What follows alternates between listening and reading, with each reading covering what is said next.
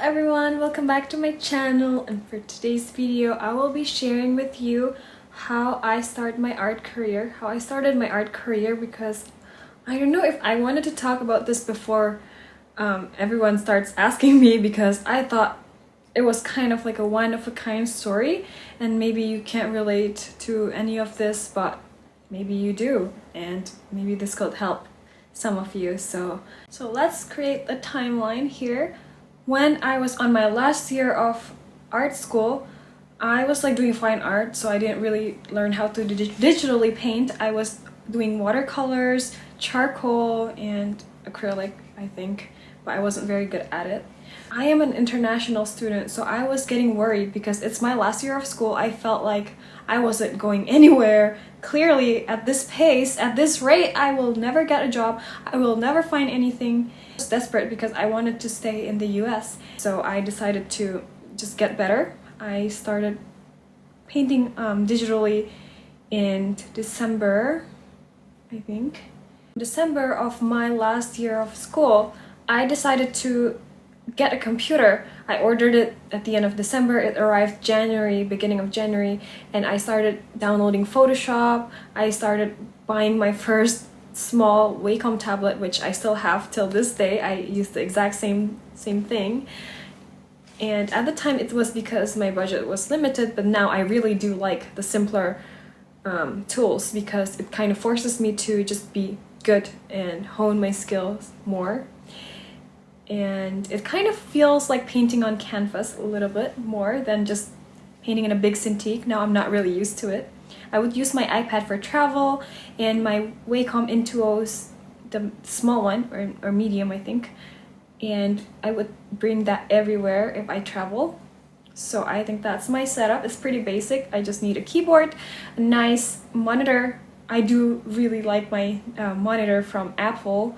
I think it's by LG, but it was sold on the Apple store, and I got that with the iMac and Wacom Intuos. I applied for my first internship in summer of my last year of school, and I had such a great time there because I felt like, oh, this is what adulting feels like. I am finally doing what I really like to do. I started painting environments. That's what they made me do. It was for a theme park, and I had to design environments for like a short film, and it was so much fun because I get to explore and got feedback. I just felt really proud that it was my big girl job, even though I was like still in school basically, because before I got that internship I actually applied it when I was visiting Jakarta, and during that time it was COVID, so I had to quarantine for 5 days in a hotel. And I remember I was like crying so hard in the hotel room that somebody slipped a note, a message saying like, "Are you okay?" And I was like, well, this girl just needs a job. I really want this to be my career. It just felt like this is my moment, or like it's nothing at all, because I felt like I really can't picture myself doing anything else but doing art. It's something that is my passion, what gets me up in the morning, and so for it to work I have to make it work. I think part of it is also because I am a 0 or 100 type of girl, so it's either I give 100 of me or nothing at all, so it has to work. I had no backup plan. It was either this or I will just go home and see what I can do.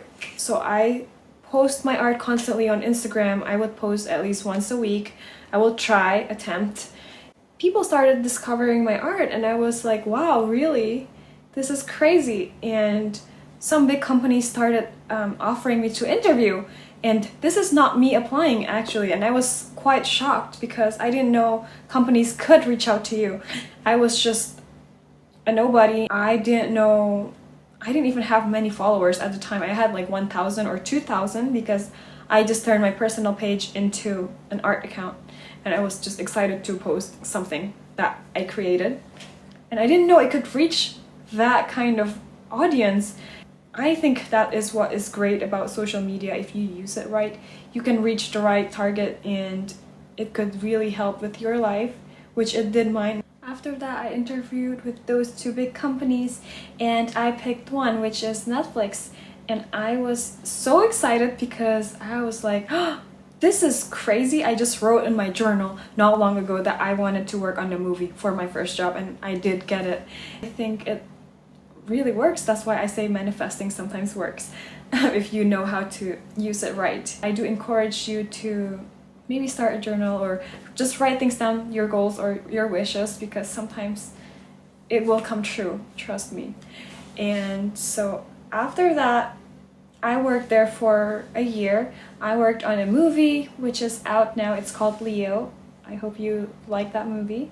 And then I worked on some series that are not released and another movie that is also not released. And the thing is, with works like this, you cannot really post anything, so you also have to keep going and doing your own personal work. And I think that is what is important, because when you don't have personal work and you are under NDAs doing movie stuff, it's hard to show your more decent, newer works, because you have to constantly update sometimes. I know it is hard, but you do have to update your portfolio to show what you can do now at your current level. And so I kept uploading, and I got my other job, which was in Paris, and it was so much fun. But I think before the Paris one, I was also doing some freelance gigs on the side and doing short films. I think so far in my art career, I got it all thanks to Instagram.